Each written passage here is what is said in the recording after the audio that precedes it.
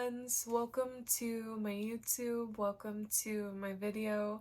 I wanted to come on here to really express all of the blessings that Grandmother Ayahuasca has taught me in plant medicine and really just be transparent in my whole process, because when I was preparing to sit with ayahuasca, I really utilized YouTube and was looking for a little bit of safety and comfort in people's experiences. And I feel like Grandmother Ayahuasca is such a gift and should be held with such deep reverence. And just creating these portals and spaces for people to truly feel the beauty that she offers and not be as afraid and be able to lean in is what I want to create with this video. And hopefully my insights touch someone or offer some support in your journey somewhere. I want to speak a little bit on what I know about ayahuasca. For those of you who have never heard of her, she is a beautiful, sacred, deep plant medicine. She holds that archetype of grandmother, all-knowing, very wise. She sees every aspect, every detail, all parts of you. She's made from a combination of different plants from Peru. You can grow some of the plants that make the brew of ayahuasca in different places, which I don't remember the name of each individual plant, but she is grown in other regions, but her homeland is Peru. And she contains DMT in her, and can be a very potent teacher.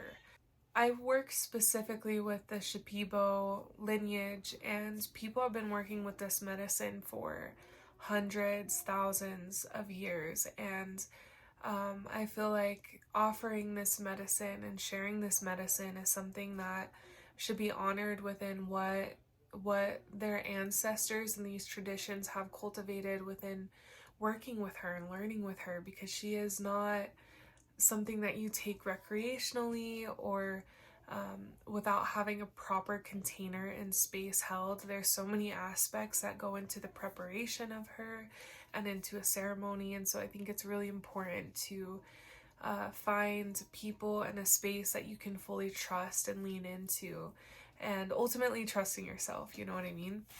But when I was feeling called to work with ayahuasca, it was about a year and a half ago, 2 years ago actually, and I remember I was watching this video with my roommate at the time, and we had been doing a lot of energy work and just healing work together, therapeutic work, all kinds of stuff. And I was laying in bed one day and my energy work felt like it had been shut off. I felt like the connection to myself, like almost like a light switch, had been shut off and turned off, and I couldn't reconnect. And I was laying in bed just like asking my guides, like, can you assist me? Like, I can't feel my energy work. I'm feeling disconnected. Like, I need assistance. And this energy surged through directly into my heart space. And they were telling me, like, you're never not disconnected. Like, this energy is always in your heart. It's always here. We are always here. And the energy work started like flowing through my hands again, and I go over to her room. I'm like, Sienna, like, I can give energy work again. Can I give you a session? Like, it's back. And she's like, yeah, of course. And so I give her a session, and previous to this, I had watched a video on YouTube. It was an ayahuasca documentary, which is probably the first time I'd really consumed something in depth about ayahuasca, which is what inspired me to reconnect with myself. And the shaman, I can't remember his name, but he's known as something like the dragon. And he's such a humble servant, serving people and happy and just loving, but he has like this energy of the dragon that comes into his ceremony spaces, removing energies, blockages that are no longer serving us. And he inspired me. He inspired me so deeply. So I go and I'm doing energy work on my friend, and I can see all of these beings outside of her and us. And we did some work, and she had gone into a full somatic release in her body, and, you know, kind of getting into a panic attack and memories that hadn't resurfaced in a long time. And it was a huge session, and I was talking to her about it. I was like, I think we need to work with bufo or ayahuasca. And it had been a couple days, and I hear a friend text me. She's like, hey, have you spoken to this friend? She met some shamans who are serving bufo, and they're here. And I was like, what? Like, no way. So I go and I call this friend, or this friend calls me, and I hadn't even asked her.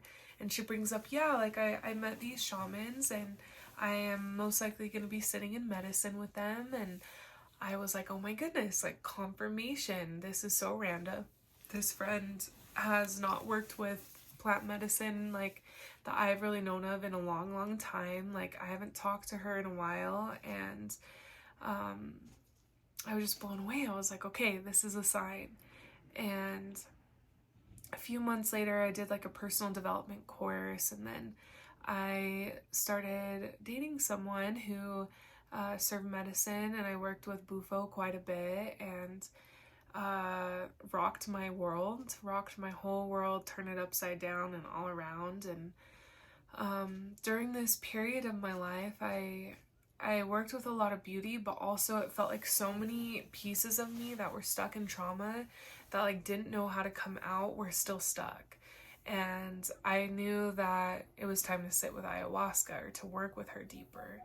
And it wasn't time for me to sit with her yet, but there was a call. And a lot of people who work with this medicine, they feel this call.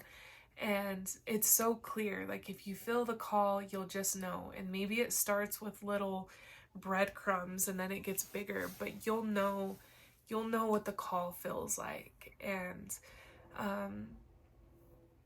I started praying to her spirit, and I worked with rapé or hapé a lot. And I would just purge and purge and purge. And bufo really taught me different ways of having energy releases, whether it be crying, purging, somatic, sounds. And during this time, I was just purging so much. Anytime I would pray to her, like, please assist me, like, please get this out of my body, please move this trauma out.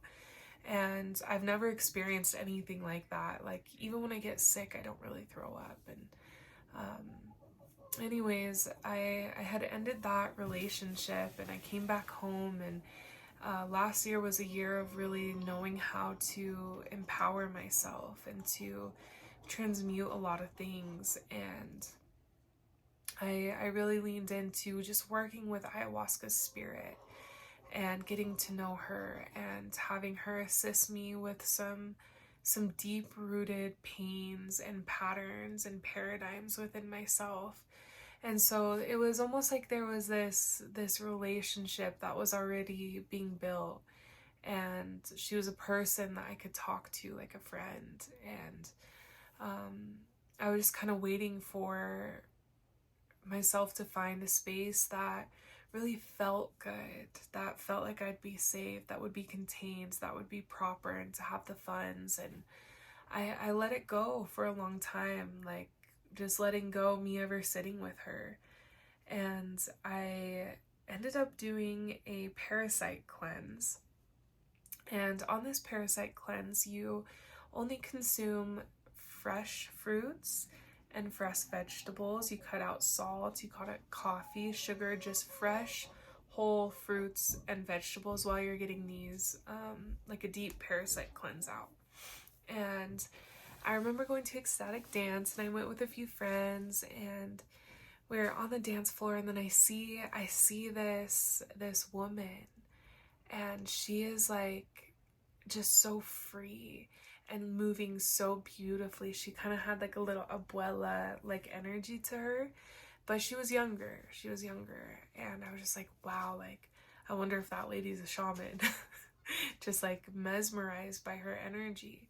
And we finished dancing, and everyone does a group circle and huddles up, and I sat down, and this lady, she was like one of the first lady who shares. So I'm like, okay, I want to listen to what she has to say. And the first thing that she says is, I have two shamans with me from Peru serving ayahuasca, and they're here to make connections for their ceremonies. And I was like, wow, like this hasn't left my realm, especially going through that breakup. I was like, I don't know if I'll ever really do ceremony work again because they were so tied together.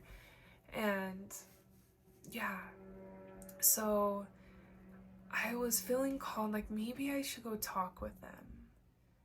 Maybe this is my sign, but I wasn't sure.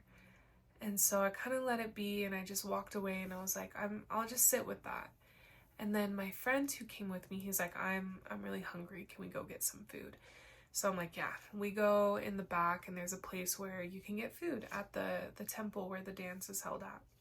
And so the first thing when we walk in there is the two shamans and the lady that I saw earlier. And I was like, no way.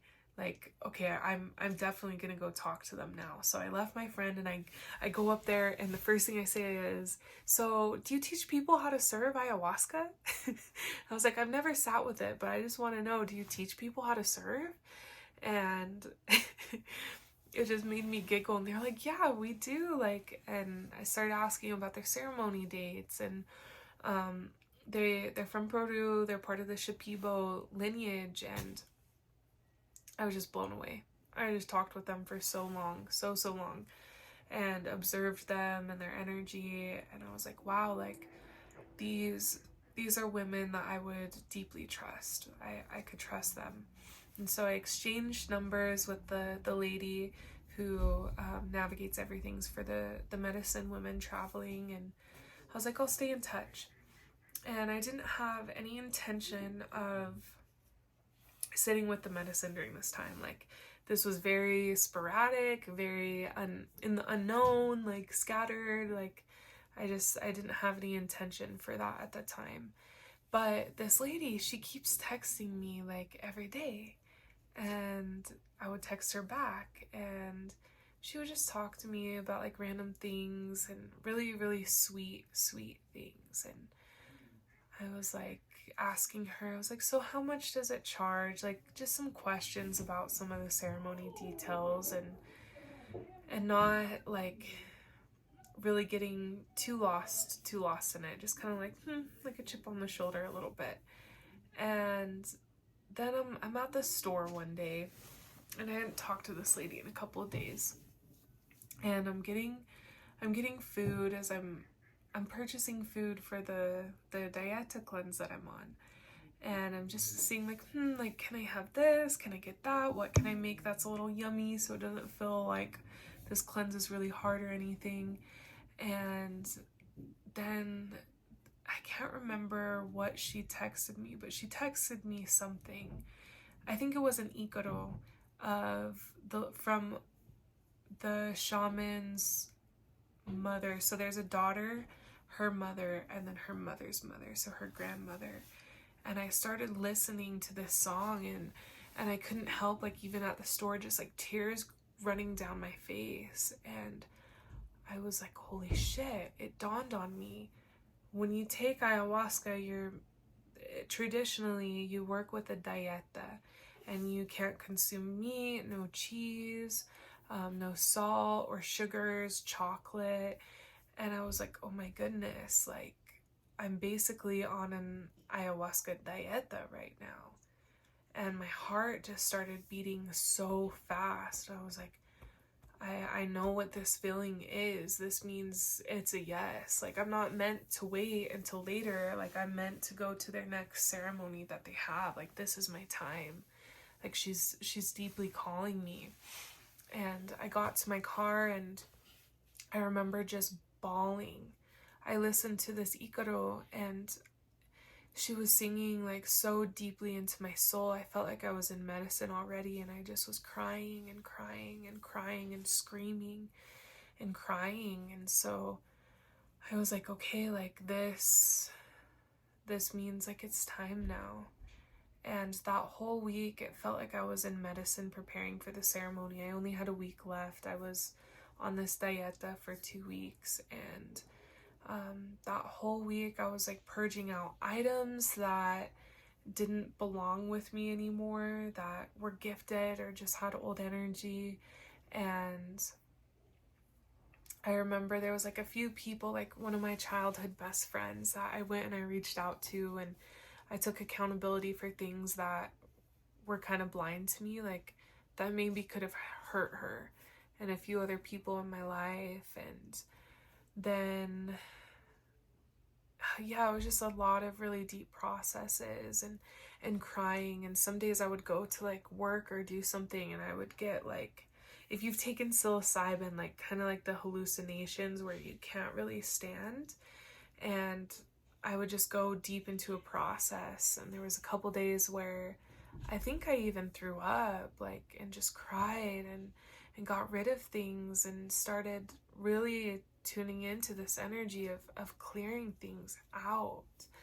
And I remember the day of where I was gonna sit with the medicine, I was in the bathroom tub and I was just bawling, like I was so terrified. And I remember in the tub I told myself, if I feel the call this deeply and I choose out and I don't do this, like, how am I ever gonna say yes to any of my dreams? How am I gonna say yes to my purpose? Like, how am I gonna have that courage inside of me to go and to do this? And like, it just felt so clear to me that if I wasn't able to do it for this, then I wouldn't be able to fully follow my dreams for other things. Like, it deeply felt that way. And so I considered not going for a second, and I was like, no, like, I have to go. And so I'm driving and I call a friend preparing to go to the healing center, and she told me, she's like, Courtney, like, you're gonna be okay. You know how to surrender. All you have to do is surrender. And that word is what I kept with me throughout my whole journey, was surrender. That's all I needed to do, was surrender. Through anything, surrender and breathe. And so I got there and I was crying. I was really soft. My inner child was out. And I go to the healing center and there's probably 14 other people, and I'm talking with them, but as anyone was talking to me, I just start like crying and going in my process. And I had a little bit of shame come up, like, why is no one else crying? Like, am I the only one who's afraid? A little bit of judgment for that. And then I'd let that one go, and I'd go back into crying and just allowing myself to be able to process and to be afraid. And the lady who had been texting me, she wasn't going to be there tonight, but her sister was. And she told me, she's like, I won't be there, but my sister will be, and she's going to look after you. So you just find her, and she's going to be with you the whole night. And she found me, and she's like, hi, like, are you Courtney? I was like, yeah. And she's like, okay, let me show you where to put your mat. Like, and I just felt like a little kid, like just being taken care of, but also like held in a space of empowerment at the same time. And she just really held me, like, energetically, so beautifully. I felt so safe, and it was so sweet. And yeah, so we sit down and everyone's preparing for the ceremony, and I'm crying. I'm afraid. And how did we navigate it? I think they just opened up the ceremony space, and the shamans are at the front where the altar is. And Chonon begins speaking on just ayahuasca and the medicine itself and how the flow of the ceremony will go. It was only one night, and they started preparing everyone to come up to the altar so that they could drink their glass of ayahuasca. And it was in like a shot glass, probably like that big. And I was one of the last people whose turns it was to go, so I'm just watching everyone going up. And one thing that Chonon said, which like really assisted me, because I've heard some people say like intention doesn't matter in a ceremony, or like the medicine is going to give you what it's going to give you, and like you don't really have control over that. But then there's another part of me that's like, well, I do have an intention. Like there is a reason that I'm here. And what she said was, talk to Grandmother Ayahuasca like she's a dear friend. Your grandmother, someone who knows every part of you, who can see every part of you, and just be honest. Like just talk with her like a dear, dear friend. And so when she called me up, she asked the amount that I wanted, and I told her I trusted her intuition to choose for me, and she gave me a full shot glass, and I sat with ayahuasca just right above my heart, and I said, I let her know that I was afraid and that I was open to whatever she wanted to teach me, that even if it's uncomfortable or if it's something I don't want, like I'm truly open, and that I'm learning how to trust her, that I don't know her very well and I'm scared, but I'm choosing to trust her. And I told her I'd be lying if I didn't have intentions, and I wanted to know what my gifts were. I wanted to know my life purpose. I wanted to really get clarity within that. And I told her that visuals are hard for me to learn with sometimes because they can put me too far out. And I told her if it's an alignment, if she could be gentle with me, and that I could learn anything through feeling. Like I don't care how intense the feeling is, I can feel it, but the visuals can be challenging for me. However, if that's what you give me, like I'm open and it's okay, and I can do it. And so I went back to my mat and I laid down there for a while, and I could see all of my ego just like swirling, and the thoughts, like they were so loud and so strong, and my heart was beating out of my chest. And I just started observing everything. Like, okay, I know this is my ego, like it's okay. Let's just lay down. And I had watched a few YouTube videos before coming, and people said how sometimes ayahuasca didn't come like hours until later, and having expectations is da da da da da da da. And so that was playing in my ego of, how is this gonna play out? When is she gonna come? Like, I just observed it. I was like, okay, interesting. We'll just see what happens. And then after that, there was the first few people who took the ayahuasca, I could feel them starting to like go into the medicine. And I don't really know how to explain that. It's just a certain like energy that comes through. And I was like, oh wow, like their ayahuasca starting to work with them. And the shaman started singing the Icaros, which from my understanding is like not only a song to connect with the space and with ayahuasca and with people, but it's also like these songs of plants, like channeling certain spirits and their essence, and tuning in with everyone in the space, and bringing in certain teachers and energies as they sing. It's medicine. Their singing is medicine, and it's ancient. It's ancient. And so I started waiting for the ayahuasca to come on, and then boom, it was like this wave just washing fully over me. And it was fully black. Like I didn't have any visuals like really strongly, except for the wave that I saw. It was like square rectangular pillars, like if you were seeing kind of like a pixelated wave almost. And it felt like I was going into like another dimension. And so that came over me, and I was like, and I could feel like so much grief in my heart. And one of the shamans started singing an Ikaru, and I could feel the sadness and the grief, and I knew that she was singing for me in that moment.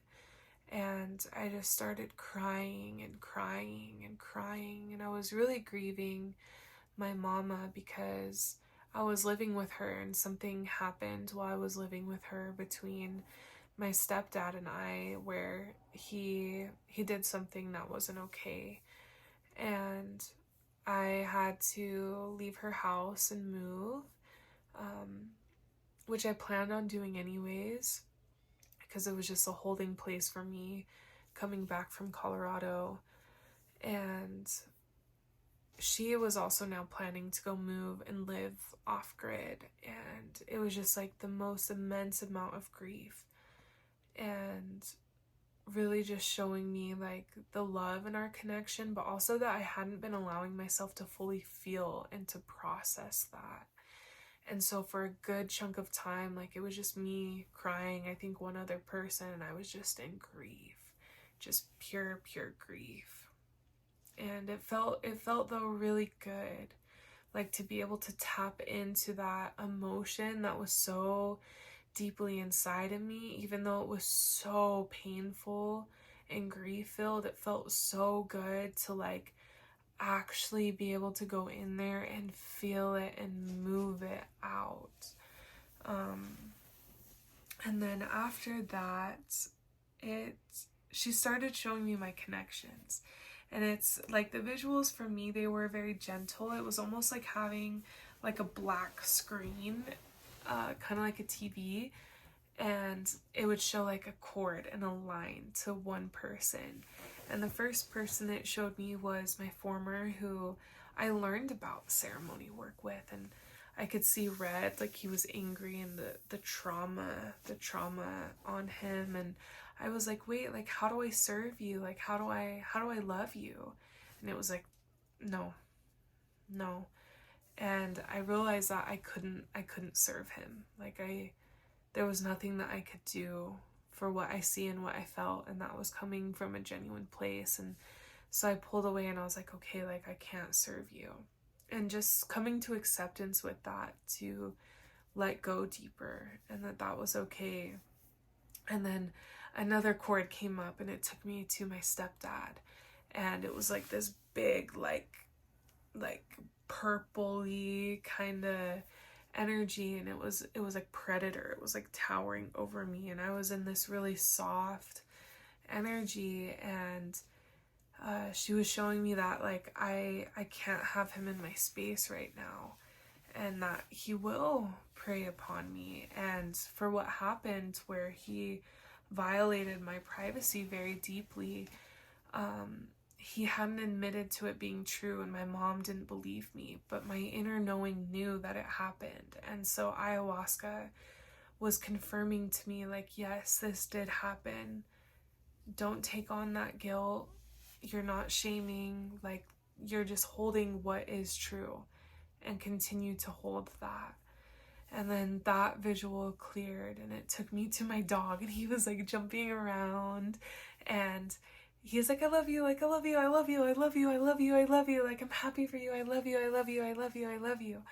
And I just could feel like so much love for my dog, and his name is Oswald, and he was just like jumping around, like his tongue out and the big eyes, and I could just feel all of his love. And like, our connection is so deep, like so deep.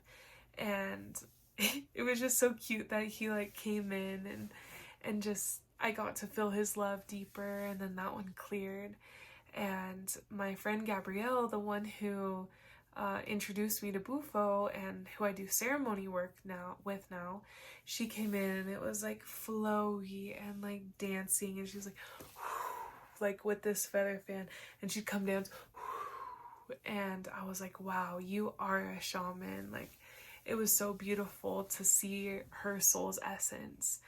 And then that cleared, and my roommate's Triton, first roommate, came through, and I could see his energy, and it was like, Triton can hold space for a lot of people, and if you ask him how he is, he'll be like, oh, I'm okay, like, I'm good. And it was like, she was like, no. She's like, you get to truly ask him how he is, because you feel when something isn't good. And so ask him again. Ask him again. Like, spend that extra energy and effort to check in with your friend who you love and you care about. And I was like, wow, okay. and just how he really does care for everyone. Like, he is so caring, and deserves to have that same energy back. And that's how I could serve and how I could love him. And then it cleared, and then it showed me Athena, my other roommate, and it showed me how her friendship, like, the biggest thing that she cares about is vulnerability. Like, she doesn't only want to give vulnerability, but she wants to receive vulnerability. And there's no shame, there's no anger within whatever comes up. Like, all that she wants is that full, soft, vulnerable friendship. And I just wanted to cry because it's been like a female relationship that I haven't experienced yet in such a vulnerable space.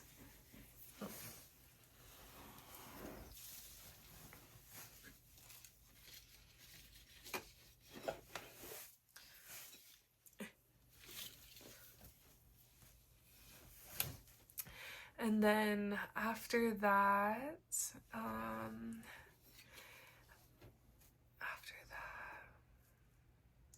there was one part as well where I was just laying there, and all of these people were all like next to me. There was 14 of us in this healing space, and just for a moment, like, all of us were just being, the true definition of just being. Like, I could hear all of the noises. There was no thought, like, there was nowhere to go. We were just able to be. And I was crying because I was like, humanity has gotten so far away from just being able to be, and it's so beautiful and peaceful.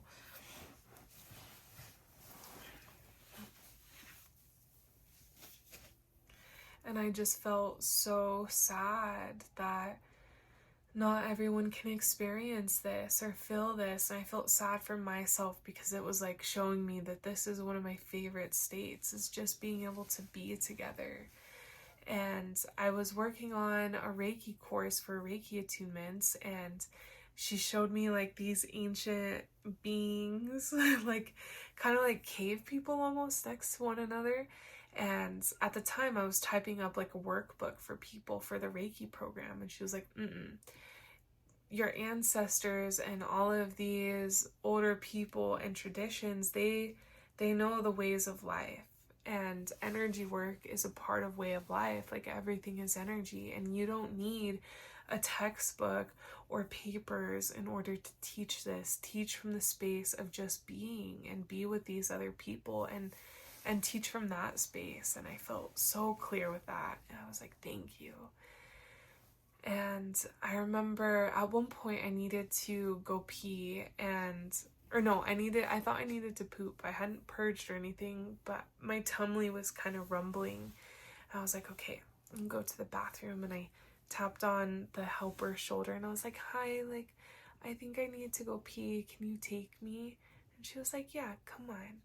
And so we start walking, and I grab her hand. And I don't think I got to tell her this, but when I grabbed her hand, I could feel the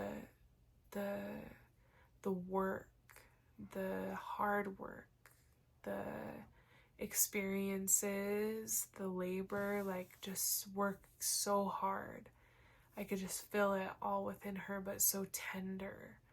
And I just had like so much respect for her. I was like, wow, like, I feel you, like, wow. And so we just kept walking and to go to the bathroom. And so she leads me in, and you kind of feel drunk a little bit when you're walking. And I go to the bathroom, and I look in the mirror, and I'm just like loving on myself and seeing how beautiful I am. And I remember I like started flexing. I was like, whoa, like, I'm buff. Like, when did I get so buff? And I had been weight training pretty heavily at the time.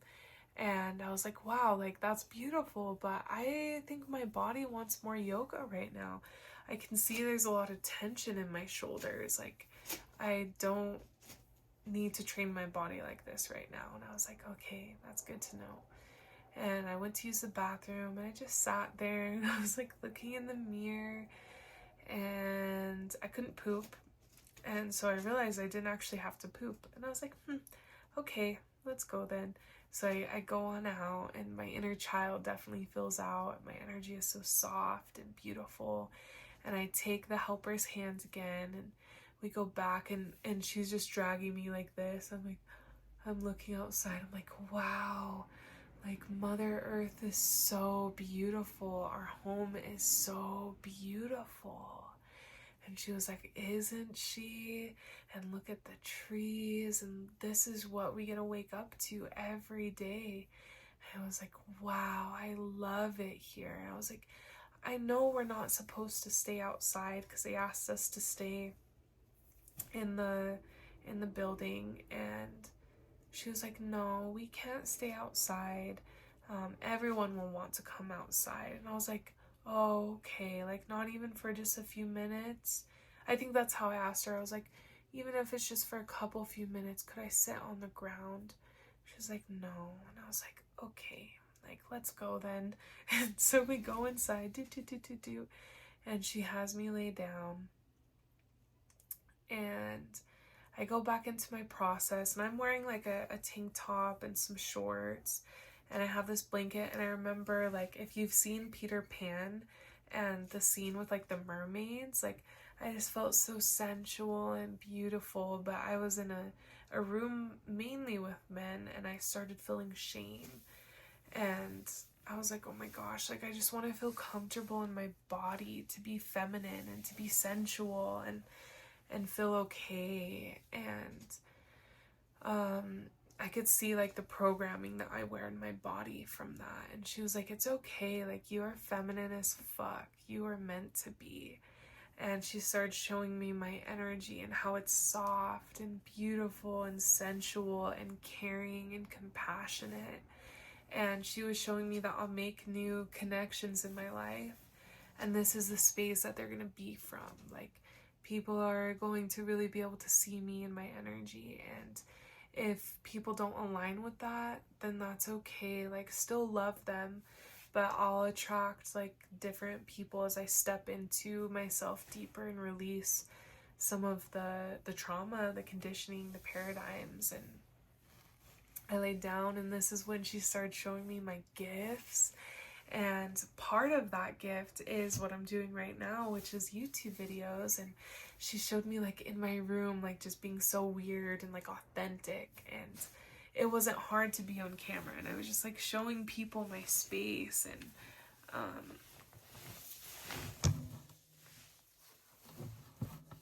was showing people my space. And she was like, you're like, as you make these videos, even if it's just one or two people who sees it, like you know how to make beauty out of suffering and softness out of suffering, and that is your gift. No matter what the video looks like, no matter how you appear, people who are navigating that, they will be able to feel that. And there's not many spaces like that in the world, and that is why you get to offer that.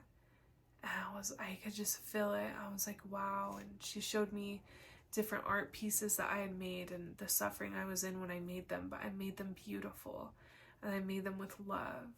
And I love making things beautiful and with love. And she's like, you're an artist. Like, you've never seen other people in your life walk this path. It's been business people, and that's okay. Like, just because you haven't seen it done by anyone you know doesn't mean that you can't do it. And showed me like dressing up and just like making spaces beautiful and in my art. And she's like, you're an artist.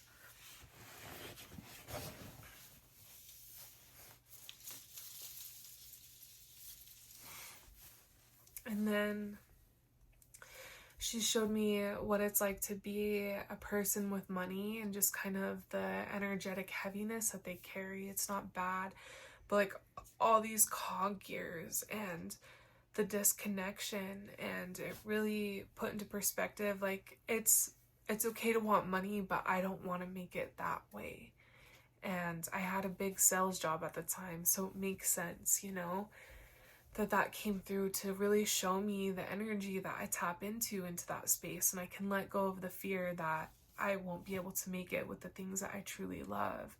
And I've hesitated that within YouTube of like, will anyone watch my videos? Like, I don't know what I have to offer. And she deeply showed me what I do.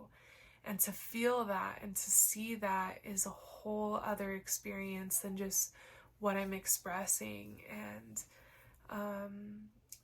from that point, I started getting a really bad headache.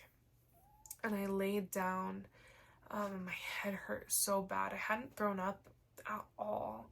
I hadn't done any more crying. Like all of this part of the journey was so much love and beauty and connection, but my head hurting. So I was like rubbing my head like this and just like, oh, like I hurt.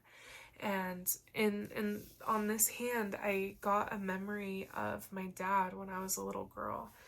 And he would just rub my hand, and I could see his hand in my hand, and I could see the DNA within me. And me and my dad have a lot of pain in our connection, and at that time I was still talking with him, and just like having it dawn on me that I have his DNA in me, it was like kind of the first time I felt that, because I haven't been close with him ever. And there was like this ancestor in the sky, and he comes in with like a bamboo stick of some kind, and he blows something in me, and then I feel like I'm laying down like on the ground on the earth in a tribe of some kind, and being a little kid and seeing footsteps of people, and I could feel masculine energy, like healthy masculine energy for the first time. And I was like, wow, this is what a healthy masculine feels like. I've never felt this before. And just kind of grieving some of that. And then at this point, I was like, I wonder if I should take a second cup. And these snakes started slithering like really quickly around me. And she was like, no, you wanted something more gentle. You have what you need. You don't need to take another cup. And it felt like if I would have, it could have spiraled me into like narcissism and some of the pain that my dad deals with. But she was just telling me like I really didn't need that this ceremony. So I was like, okay. And at this time, the shamans are like starting to pack up, and I think that I'm about to go to bed and call it a night. I'm like, wow, that was so beautiful. Like, what was I afraid of? What was I afraid of? And so as they're packing up and they're saying goodbye, this whole other wave comes through, and it was stronger than the first wave of the medicine. And I, for a second, I was like, oh no, like everyone is leaving. There's no one in this room. People started vanishing. I was like, there's going to be entities that come in. And then all of a sudden I'm like, wait, like as I see everyone leaving, no one was there anymore. I'm like, I know what's happening. This is my ego. It's time to surrender. And I laid down, and she comes in, and she's like, it's not over. Like, you don't get to say that's not how this works. Now I get to show you. Like, I really get to show you what I want to show you. And so I'm like, okay. And the feeling that I felt was feeling like such a humbled baby. Like I was an infant. And I couldn't move at all. Every part of me was surrendered. And I could notice anytime my mind came in, or defenses, or something that would shut off my heart, and I would surrender back into a baby, and I couldn't move. And it was like the earth was pulling me down, and it would take me deeper and deeper and deeper into the medicine. And it was like this big snake was wrapped around me, constricting me. Anytime I would tense up or have a defense come up, she would squeeze, and I would just surrender even more. And she started taking me to a country somewhere in the world where there was so much suffering. It was so heavy. People were like skin and bones. They had no water. They were getting burnt from the sun. And it was like I was a person, like truly living that. And for a second, I'd be like, why are you showing me? And then, nope. She was like, you don't get to ask. So I was like, okay. And I just stayed surrendered, just feeling everything. And then I kept wanting to be like, why are you showing me this? It was just so painful. And then when we finally came out of that lesson, the first thing that I said was like, why do I get to live as Courtney? Like, I don't suffer like that. Like, why am I living the life that I live? And she was like, no. She's like, you suffered just as much. You just suffer in a different way. Don't ever say that. I was like, okay, like, how do I suffer? And she started showing me and telling me that I, like, in this life, it's my job to feel. And wherever people are hurting or whatever is going on, that I'm meant to feel all of it. That it's almost like this tube and this channel, and people's emotions and different things, they're moving through me, especially when people don't have permission to feel certain things or the space, and that I get to feel all of the suffering in the world this lifetime from others that's not even my own. And then she showed me the beauty of that, though, in transmuting and moving that energy, and then going up to people as if I could keep my defenses down and my heart open in that sense and truly feel where the other person is at, all people, that from that space, even if they're masking it or hiding it or are defensive, that I can speak to that part of them that is real, that I can feel that is hurting. And that is how I truly serve. That is humility. That is love. And it's the only love that I want. The love that has space for every emotion, for everything that is happening. That I never, like, there is always space for that for me. And that's a part of my purpose. And then after that, I remember feeling fear. Like, she took me to just the pure energy of fear. And I wanted to, like, push it away for a second. I'm like, why am I just sitting in fear? Like, I don't feel afraid.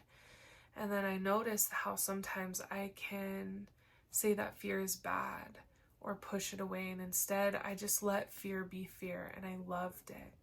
Just like when I'm serving someone else, sadness can be sadness. And I can speak to that part of them, and there's nothing wrong. I can do the same with fear. And so she was teaching me very deeply how to work with fear, and just truly how to love it and be okay. Like, there's no need to push energies away. There's no need for defenses. Like, it's okay. And then I remember throughout this whole period, while she was showing me everything, I forgot to add this in. I was like, she'd be showing me something like heavy or dense. I'd be like, wait, I need to pee. And then she'd be like, no. And I'd go back down. And she'd be showing me something else. I'm like, wait, I need to pee, please, no. And it was like I didn't have any control over my body. And so I finally she let me go pee. So I get up and I look around the corner in the hallway and I see the candles, and I'm like, oh, I think there's an entity there. And then there wasn't. I was like, okay. So I stood back up, still feeling kind of drunk, and I go to get in the bathroom, and the light is on, the door is shut. And so I start knocking like a little kid who's afraid, like when you're trying to get your parents. So it's like this. And I'd listen. I'd be like, oh, I don't hear anything. Knock again. Still nothing. And I was like, well, someone's got to be in a process. Like, what if they're really struggling and throwing up? So I go and I sit in the hallway, and this side is the bathroom, this side is a hallway to outside, and I'm sitting in the middle, and it's like a permaculture retreat space. And I look up and I'm like, wow, it's beautiful in here. Like, I could live in a permaculture place. I could live off grid. That is a part of my purpose. Like, I would actually love living here, and I can just be, and I close my eyes and I could hear the water running. And I was like, wow, like, so beautiful to just listen. And I have the space to just listen, and it's peaceful in nature. And I could feel the spirit of water. It wasn't just water, it was the spirit of water. I could meet her, and I was like, oh, no wonder when we're using sage or palo santo, like, I always search for the answer of why do we use these things to cleanse. Like, I know that they're that there is a reason and that it's been used a long time, but why? But I could feel the spirit of things, which allowed me to connect with the spirit of Sage and Palo Santo who are serving us, and have their magic, and how everything has a spirit. And I was just like, wow, this is so beautiful, but fuck, I need to pee again. So I'm like, okay, I could go outside. And so I walk up, like almost like you can't see my hands, but they're at the bottom, like I'm going outside. They told me not to go outside, but I just need to pee. Maybe I can go outside. But they told me not to go outside. I'm like, that's okay, I'm gonna go outside. So I get to the door and I put my hands like a little princess on the door frame, and I look out and I'm like, and I hear, and I'm like, oh my god, it's like jaguars, there's evil spirits out there, it's the entities. And I'm like, no, I can't go pee out there. That's why they told me not to go out there, because something bad will happen. So I sat down and I was like meditating, and I'm like, okay, so the medicine was then showing me the primitive instinct of fear, and how we all have that rooted in us. And if I was in a jungle or permaculture place, that it's good for my instincts to come up so that I can observe and see what's going on and what's true to provide safety. Like if a jaguar was there and it was going to attack me. And so from that space, I could feel the fear, but then I could observe it, and then I could discern what I needed to do. And so I did that, and then I went to go pee again, because the person in the bathroom, they were not hearing me. And there was no helpers, there was nothing, it was just me. So I'm like, okay, I'm gonna go. I go to the doorway again. I'm like, okay, observe it. I squatted down, like right by the doorway, pulled up my shorts, and I peed. It was the longest pee ever. And I was like, oh, hopefully no one comes. And then I go back in and I sit on my mat. And at this point, I think she had mainly taught me most of the things that I expressed, and it was just like I could ask her questions now. And I asked her so many questions. I've always been a question asker ever since a little girl. And I don't remember all of what I asked. The only one I remember is I was like, so how did you get like your job? Like, how did you get to be you? And I see her slithering in outer space. And she said, she was like, everyone has their own karmic path. And she just kept slithering in space. And I was like, wow, that's so true. And this is yours. Like, wow. And she was showing me like the cycle of life and how humans can perceive life to be the way that we experience it in our reality, but that's not the truth to life. And I can't put into words what she showed me about life. It was a feeling. It was just like, wow.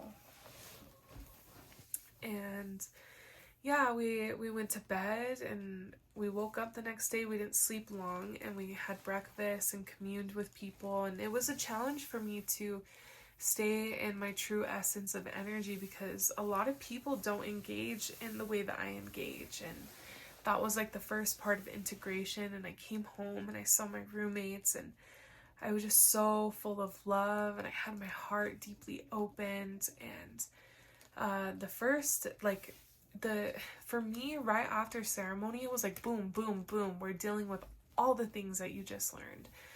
And integration for me is like the most important part to really create lifelong shifts. And my dad was talking with me, and I hadn't heard from him, and it was really like nasty, like harsh energy. I'm gonna use that word. And I was like remembering, like, okay, Courtney, let those defenses down. You know how to serve people. Do it with your dad right now. And so I did. And I also shared my truth, and then I could feel his ego being hurt and attacking me, and I would try to work through that, but I couldn't, and it got to a place where I couldn't serve him anymore. And so I set the boundary with him that until we're able to have a conversation where he can just listen of all the things that have hurt me, and I will do the same for him, to just be heard, then I can't have a connection with him. And I haven't talked to him since that day. And that's brought a lot of healing. And my former called me the same day. He had no idea.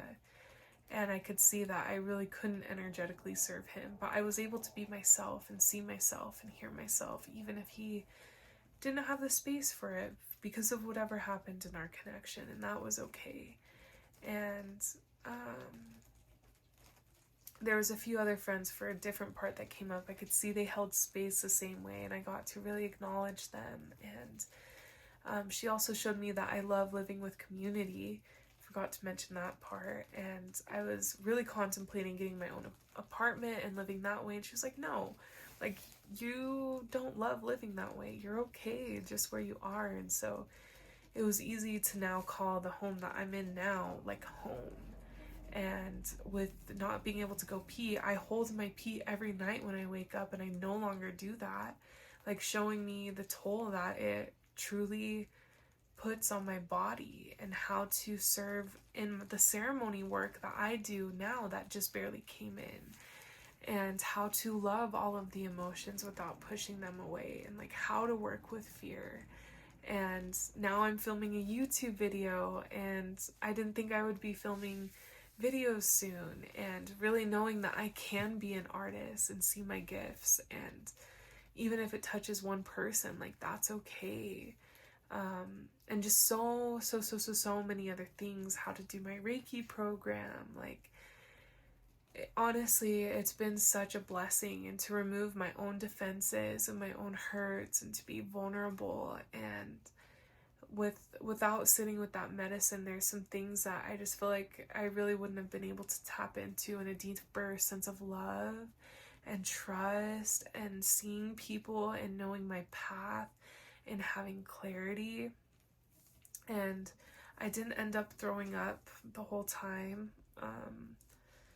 It was just really, really beautiful. And she can teach in interesting ways. Like, when she was showing me that suffering land, then a whole other visual, I feel like sometimes the integration is like that, like piecing things together. And I'm just barely now working on processing some of the repressed emotion with my dad, and having new experiences and vulnerability with masculines, and getting to know that energy. So like, that piece is still integrating. But when it comes up, I can look back on my ceremony and truly know like what I'm being taught in that moment. And so I really just wanted to share my experience so other people can see her beauty, and if they're feeling called to really lean in and face that fear. And every time is different. Like, she did tell me, like, when I come back, it's gonna be intense. And I think the biggest thing that I would recommend is to surrender, and to fully be in a humbled space, as well as like almost like being that raw baby, like just so open. Babies and kids, they feel everything before our defenses were up, before our masks were there. And I feel like ayahuasca really took me to that place. And I'm really grateful. I'm really grateful to just know how to love myself and love other people more. And I'm going to link down below Chonon's retreat center and her family's information. So if you feel called, like, they are beautiful, devoted women and space holders and medicine women. And I highly recommend them. And yeah, that's pretty much everything that I wanted to say. Thank you for watching. I trust this assists someone out there, and I love you. And I'll see you guys in another video. Bye.